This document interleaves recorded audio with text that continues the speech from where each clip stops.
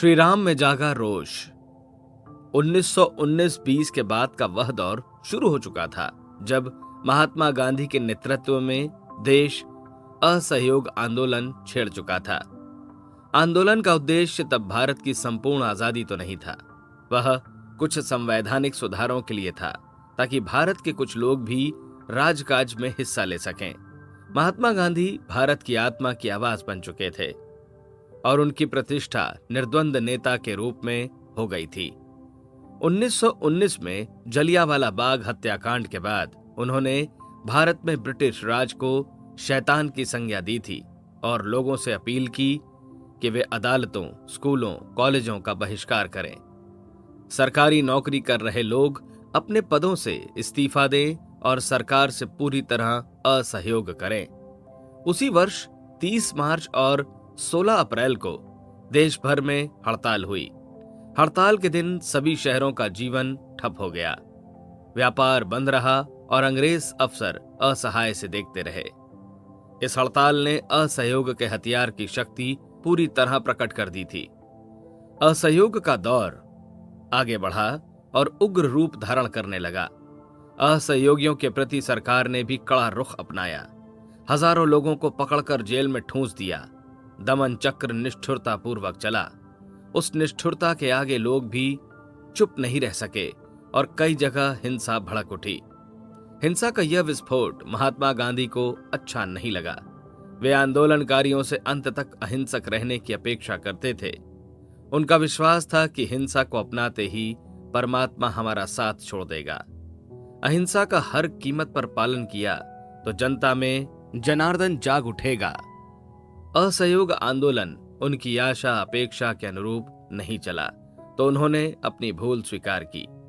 कहा कि लोगों को अहिंसा के लिए तैयार किए बिना असहयोग आंदोलन छेड़ना हिमालय जैसी भूल थी। इस भूल को सुधारने के लिए उन्होंने आंदोलन वापस ले लिया।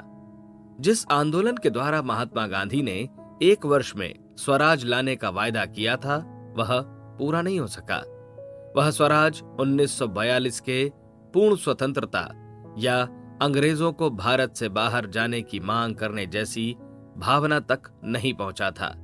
स्वराज की मांग तब चलाने में भारत के लोगों की भागीदारी स्वीकार करना था। गांधी जी ने भले ही आंदोलन वापस ले लिया लेकिन लोग उसे विफल मानते थे। कुछ हद तक यह सही भी था। उसने लोगों के मन से सरकारी दमन, ब्रिटिश तोपों और संगीनों का, अंग्रेजी हुकूमत की जेलों का डर निकाल दिया।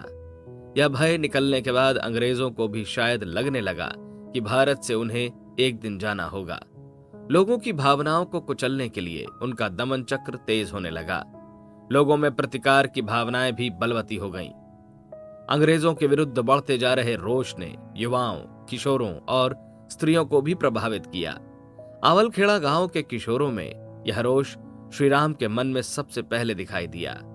मथुरा वृंदावन की यात्रा से लौटते हुए उन्हें पता चला कि गांधी जी को गिरफ्तार कर लिया गया है। गांधी जी की गिरफ्तारी के खिलाफ रैलियां निकलने लगीं।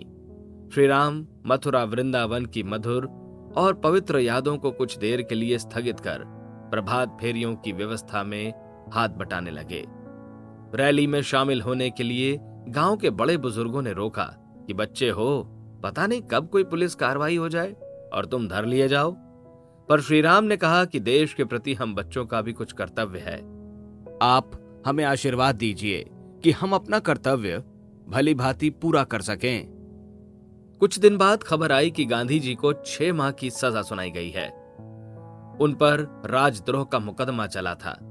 जिस सभा में यह खबर दी गई उसमें श्री राम भी मौजूद थे। उनके मुंह से निकला, हम लोगों पर भी मुकदमा चलाया जाए, पापियों के शासन का नाश हो। 10-11 वर्ष के किशोर की इन भावनाओं ने वहां उपस्थित बड़े बुजुर्गों को अभिभूत कर दिया। उन्होंने सहमति जताई। उसी सभा में श्री राम ने घोषित किया कि वे बाल सेना बनाएंगे और अंग्रेजी राज के खिलाफ कुछ न कुछ करते रहेंगे। अपने हम उम्र 8-10 बच्चों को उन्होंने 1 महीने में तैयार कर लिया और बच्चों की रैली निकालने लगे। प्रभात फेरी के बाद सभी बच्चे गांव के बाहर बने हनुमान मंदिर में चले जाते। बजरंगबली की प्रतिमा को प्रणाम कर व्यायाम में लग जाते।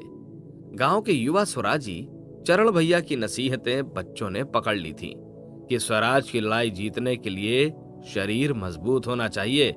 शरीर कच्चा रहा तो अंग्रेजों या उसके पुलिसियों का एक डंडा भी सहन नहीं होगा, मार पड़ते ही बिछ जाएंगे। इसलिए जरूरी है कि शरीर में शक्ति पैदा हो।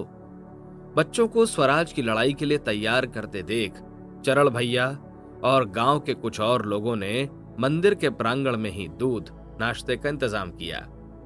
नाश्ते में भिगोए हुए चने और गुड़ दिए जाते। छोटे स्वराजियों के इस दल ने समय समय पर कई करतब दिखाए। बाल सेना ने उन मोर्चों पर हल्ला बोलना शुरू किया जहां किसी पर ज्यादती होती थी। आगरा में छावनी थी, अंग्रेजी फौजें पड़ी रहती थीं। शासकों से ज्यादा सैनिकों को गुमान था। वे जब तब लोगों पर अत्याचार करते, उन्हें अपनी मनमर्जी के अनुसार चलाते और बेगार लेते थे। मनोरंजन के लिए लोगों से उल्टी सीधी हरकतें भी कराते थे। सामान्य लोग इन ज्यादतियों के डर से छावनी के पास भी नहीं फटकते। फौजी सड़क के किनारे, खासकर गोरी चमड़ी वाले फौजी अफसर हों तो लोग उन्हें देखते ही छिप जाते थे। इन अफसरों की ज्यादतियों के किस्से आसपास के गांवों में भी पहुंचते। आवलखेड़ा में भी भूत प्रेत की कहानियों की तरह फौजियों से संबंधित घटनाएं कहीं सुनी जाती। श्री राम की बनाई बाल सेना में भी इन घटनाओं की चर्चा होती। हर चर्चा प्रसंग के बाद संकल्प लिया जाता कि किसी फिरंगी या काले फौजी को अत्याचार करते देखा तो सहन नहीं करेंगे, उसे रोकेंगे। नहीं रोक पाए तो जवाबी हमला या बदला लेने अथवा रोष जताने जैसी कार्रवाई करेंगे। चुपचाप तो नहीं बैठेंगे।